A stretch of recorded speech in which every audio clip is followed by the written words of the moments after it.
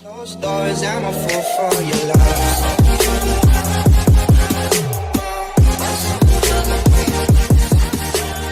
Hey everybody, it's Zach, aka Zach's Reviews. We are back again with another video, and guys, today was All-American Day, episode 16. Guys, this was the episode we've been waiting for, really, to see if Spencer and Coop get back together to being friends again. And this is also the episode to see more about Carrie and what her agendas are in this episode. Especially also going off of last week's episode, finding out that, Preach has a kid, which is insane. That was such a big holy shit moment that, Preach has a kid, and finding out in this episode that his kid, he had a daughter with Mo, and Mo didn't tell him all those years, that's what blew my mind when we found out that her mom was Mo, and they must have had a kid, and he didn't know Preach the entire time.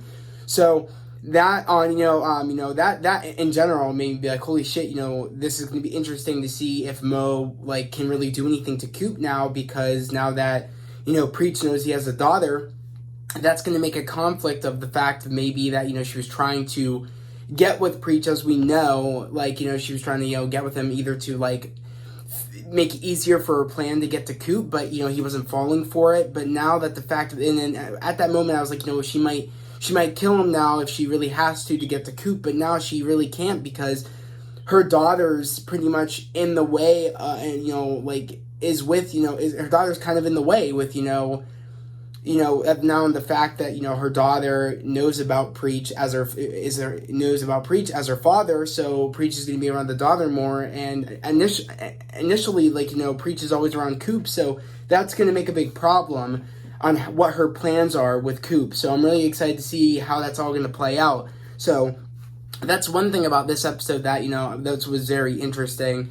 Another thing is, the start of this episode was freaking phenomenal to see, South Crenshaw beating a whole bunch of other teams, getting pretty much about to get to the championship to see who wins the season, on top of, Coop getting ready for her, her test for, to graduate, on top of, also, what else? Jordan, Spencer working with Jordan, trying to get Jordan back and to get him ready to be quarterback to, verse South Crenshaw. So that's pretty much all interesting to me, all those things. That was just an awesome montage. And let's just talk about, let's talk about, I'm trying to remember her name. It's been a minute since she's been on the screen, but I'm trying to remember what her name is. I'm blanking right now, guys. But it was insane. It was cool to see her, in doing tennis. I don't know why I'm blanking, guys. It's late. That's probably why. I had a busy day today. Let me just find. It's on the tip of my tongue. I know that for a fact, but I just can't process right now. Oh my god, Simone, Jesus. Seeing Simone do tennis, that's phenomenal. This is what she's been wanting to do. This is, she's been wanting to be a tennis player ever since she was little, and she's finally trying out to get to Princeton to do tennis. Which I thought that was so sick that she's trying to do it to get, to follow her dreams. I thought that was sick. So it was just an awesome montage to get to have an understanding of what's going on, and just get us pumped for the episode and getting us pumped for pretty much the season finale, which should be soon. I'm not sure how many episodes we have left. If you guys know down in the comments below, let me know. But, it's just, we're getting ready to pretty much, I think, wrap up the season, if I'm correct. So, getting ready to, the big game to see, South Crenshaw versus, the Beverly Eagles. That's going to be very interesting to see them play, especially because in this episode, they have one game to get into the championship, and I'm pretty sure the one last game they have is against, South Crenshaw. So, JJ initially, of course, as as Coach Montez just expected, and just had an idea of having JJ be the quarterback, because I guess he's been the quarterback the entire time, while Jordan was recovering. So she just initially thought, JJ's playing this game. I don't know whether Jordan's okay or not, which Jordan has the clear to play football again. But he isn't going to be the quarterback of the game that makes or breaks if they're getting into the championship or not to verse South Crenshaw.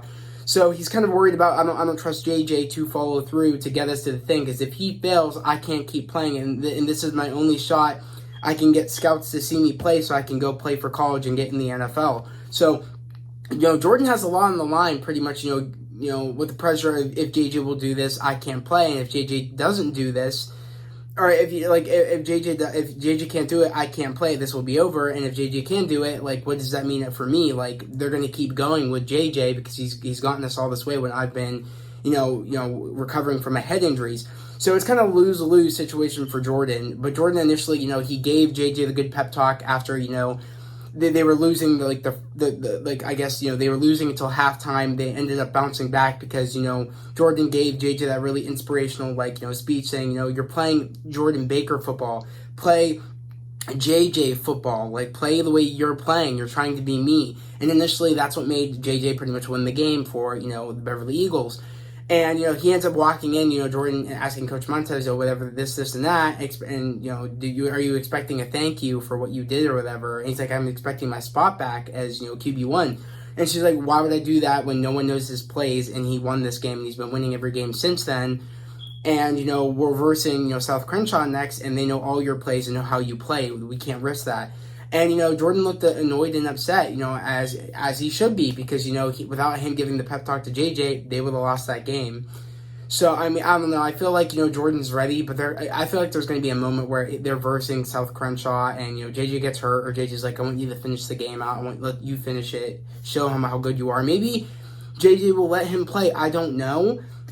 Because, that would be a good friend because, again, Jordan needs this to get into college. JJ already has so much of his record from the season of how good he is to get into a good college. And for what he's been doing as a quarterback, people have seen it. So I think it'd be a good friendship thing if you let Jordan play that game so he can get some scouts, looking at Jordan so he can get into college. I think that'd be the smart thing to do. I think that's the way they might do it, or something might happen where, Jordan gets put in. I don't know what, but that's from that angle and what Jordan's going through and his fighting his demons and everything on how he's going to play and how's he going to get to college to get to the NFL, and going off of Preach and Mo, as he finally tells Mo that I know about my daughter.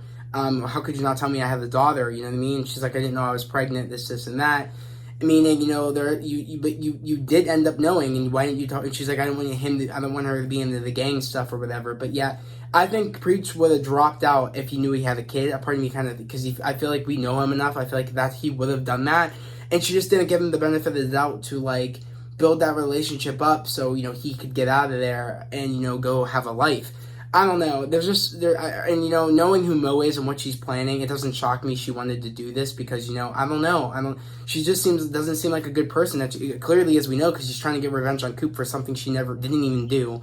So that should be interesting to see what this is going to do because, this is going to affect Mo's plan to get to Coop. It will, because Preach is always around Coop. She tried to get the Preach, to manipulate and get so they could start dating again, but he wasn't falling for it. And she didn't think that Preach was gonna find out that he has a daughter, but initially that's what happened. The daughter went behind her mom's back to talk to her dad, and now that Preach is in the little girl's life, that's going to be a problem for Mo to get to Coop. That's just how it's going to be. A part of me thinks that maybe, sad as it is, I think Preach might die. I hate to say it, but the way they're building with this character, how he is doing great things with Coop, building merch, he could be going on tour with Coop since Layla's not going, but he finds out he has a daughter and he has responsibilities now. It's almost like his big moment was happening and he was taken away the fact that he found out he had a daughter, but he was happy to find out he had a daughter. So it's kind of like he has his own problems with what he's going to be doing. I think what might happen is that maybe the daughter will go on tour with them. Maybe that would be cool to resolve that so he can make money and build and have the money to make a good living for his daughter. I by the end of the season, I think Mo's going to prison. I have a feeling because she's up to something and she's up to no good. I think she's going to be going to prison, and Preach is going to take the daughter and do stuff with Coop and stuff. I think that's how it might go. I could be wrong. That's just my theory. And going on with Patience is back. She wants to do a Friendsgiving. She's getting everybody together. She's trying to she's trying to get Spencer and Coop back together to be friends again. She's trying to get everybody to be friends again. So, of course, she's trying to get, Olivia, Spencer, Coop all in one room, Layla in all in one room, and just to get them to all be friends again and be in sync again, because that's what she missed when she was on tour, is everybody being together, because that's her family. She's like, you guys are having your troubles now, but you guys are all family. That will never change. Like, you guys shouldn't let this stuff change how close you guys are, especially between Spencer and Coop. You guys shouldn't let that little squabble, wreck your relationship you guys have had for years. You guys are literally, family. Why would you let that break up your the family, literally? So, I thought that was awesome what Patience was trying to do, especially because, I knew it was going to be interesting because, the whole, Olivia and, Carrie and Layla. I knew some drama shit was about to go down. I knew Carrie has out for everybody because she thinks everybody screwed over Layla. And pretty much, Carrie, I hate to say it, she's in that, she's kind of scaring me. She's giving me those big-ass crazy vibes. Not gonna lie. I don't know if it's like a mental issue she has, that's why she's doing what she's doing, and that's, it ended up, maybe she grew an attachment to Layla because she felt like she could connect that Layla when she met Layla, and ever since she went with her family and left the place, or maybe she escaped from the place. I don't know what this girl's deal is. All we know about her so far is that her family tried calling her, asking where she was. So it makes me think that she escaped that facility and then has been staying with Layla, and she's been obsessed with Layla ever since. Or maybe she did get out, but maybe she was so obsessed with Layla they knew about it, and then she just went to go to be with Layla. I don't know, but her obsession with Layla, you can clearly tell she wants to be the only friend that Layla has, and she wants Layla to always depend on her. I don't know, but it's creepy, it's crazy. Hell, they were gonna watch, what's that movie? Carrie or whatever, if that's the name of the movie or whatever. I forget what the name of the movie is, but she was gonna watch that at the end of the show. And she's like, oh, it's a classic. I can't believe you've never seen it. I'm sorry. She crazy. I mean, and Olivia's looking out for her. And the fact that, I'm shocked Layla can't pick up anything. She's making it too homey. She's really moving in. And she's just, you can tell she's been, being, aggressive. And, Layla's not seeing how aggressive she's being and how creepy she's being. I don't know. I think she just likes the company and the loyalty, and maybe that's why she's just, it's undermining all the crazy things she's doing, Carrie. But I'm worried for Layla's safety. I'm gonna be honest. I would not be shocked. I thought for sure when she's like, "Oh, can I steal you away in the party?" I thought she did something to Layla, and then when Olivia went to go talk to her, and Carrie opened the door, I thought something bad happened to Layla. I was scared shitless. I'm like, oh my god, she got her tied up, knocked out in a closet somewhere. There's some creepy shit. She doing that get out bullshit. I'm on hell frickin' no. Creepy. Creepy Carrie. That's what I'm gonna call her from now on. But I don't know what her goal is. I really don't know, guys. I want to know your theories on what her problem is, because she has a big attachment to Layla. And it's creepy. It's scary. It's only gonna get worse. If anything, this episode showed it when she's like, oh, it was no one, it was a neighbor. Nah, balance it. Dude, Olivia better call her and be like, actually, I was at the door. But remember, I also think we could have a death this season, at the end of this season, because with, how Olivia said to Spencer, oh, this is the year we need to stay out of things with, because I think Spencer should have told Coop about, preaching. I think that he should have. And I think she should keep, as much as Layla might not like it, but keep nagging Layla and be like, look, there's something wrong with Carrie. This is not, because I think preach, or I think Carrie is going to either kill Layla or something, I don't know, or I think that, to put something of her in super big danger, or I think not telling, Coop about, Preach having a kid, I feel like maybe that might do something, I don't know, but, like I said, they have that superhero, that superhero persona, Olivia and Spencer, and it helps. As much as that shit happens, it helps when they care about people. It's it helps. So, I don't know. And them not doing it, I feel like there could be big consequences for them not trying to be, the heroes of shit that goes down in their friendship group. I don't know. I just see...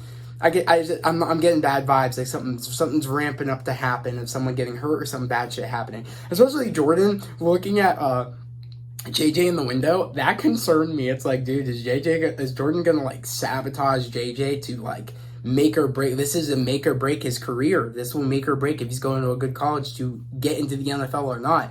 And I'm sorry, without Jordan giving that pep talk to JJ would have butchered the shit out that freaking game, and they would have lost. I think Coach Montez is really being messed up not letting Jordan play the next game. I think, her being too worried about, they know whatever this, and this. Jordan could switch it up. At the end of the day, he could totally switch it up. He does not have to do his usual stuff. And the fact I just feel like I don't know, I never really liked Coach Montez. I'm a big fan of Billy being the coach. And I'm not feeling Coach Montez. I feel like she just doesn't have that spark that Billy gave the team initially. I just don't like that character really that much. But it is what it is. And Asher, being angry that, Coach Montez didn't tell her about her husband being a coach for his dream school he wants to go to. He's flipping out about that. And, I don't know. I'm not feeling Asher this season either. I feel like he's just, especially after the last episode when he was kind of being a jerk to Spencer and Frosto or whatever. I'm not feeling Asher. I haven't been feeling him since last season, actually. It's crazy. But honestly, this was just an overall good episode, especially seeing Coop and Spencer rebond their friendship, and they're going skydiving, which made me happy to see their dynamic duo-ness back together again, them being best friends again. And just, that just made me happy. It makes me, because their friendship was the best of season 1, 2. They just have that great bond. And not seeing Cooper around the house made me sad, because, she gives that element, especially when she messes with Dylan and stuff like that. I loved all that. Especially let's talk about Grace and Principal Carter. That's very weird. It's very weird, because this dude was literally a dickhead in the beginning, tried to sabotage the school, sabotage all the kids just to get to Billy, and just was an overall jackass. It just pissed me off. He was being a jackass the entire time over a squabble that he had with Billy when they were kids. And he clearly knows that Billy's not the same person anymore, but he's still going to act like a child about it. So seeing him with Grace is kind of dude, you're a jerk. I don't know how the hell you were able to pull this off. But I don't know. I did like him in the last episode. He made me laugh that he has that inner nerd when he was drunk. He didn't even know how to dab Billy up. I thought that was hilarious. So I don't know. I'm liking him as we go on, but I understand where Dylan's coming from. I mean, his dad just died a while ago. So it's kind of you gotta understand where Dylan's coming from. He's just trying to protect you. So I don't know. I mean, I understand she was mad at Dylan, oh, don't talk to him like this and that. Go to your room, this and that. But in a way, I kind of hope we get a talk where she did talk to Dylan actually at the end, saying because I guess Dylan's worried he's not going to be the man in the house anymore after Spencer leaves. But she's you guys will always be the men of the house, which felt nice, because I mean I understand where Dylan was coming from. Yeah, his dad just died, and he felt like the man of the house. He had to grow up. Dylan's grown up so much ever since Spencer's left. Doing his own things. He's preparing himself to be the man of the house, and then the dude comes in being his new father essentially. And he's worried about that and how what his role is for his mom. I understand where he's coming from. So that was cool to see that Grace talked to Dylan about, it's okay, this and that, you guys will forever be the men of the house. But it should be interesting to see how this keeps progressing, her and and Principal Carter. But also let's talk about Grace and Billy. They're totally doing it all the time, because Jordan pointed it out. He's it's either mom's cooking has gotten really good or something else or whatever. So or she's you're spending a lot of time around here. Mom's cooking must be getting really good. So I thought that was funny, meaning they're doing it and shit. They're behind Jordan and Olivia's back. And I'm thinking to myself, when are you guys officially gonna I guess get remarried? I'm waiting for that moment. I'm hoping it happens at the end of the season, where maybe at the end of the game he proposes to Laura again. But I'm not feeling Laura, because Laura's been pissing me off about her thinking Jordan's not ready to get married.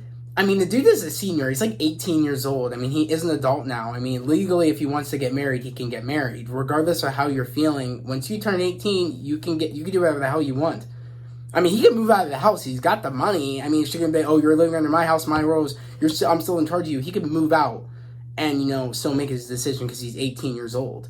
So I don't know that I understand that argument. I understand you're protective of your kid, but it's I don't understand why you don't like Simone.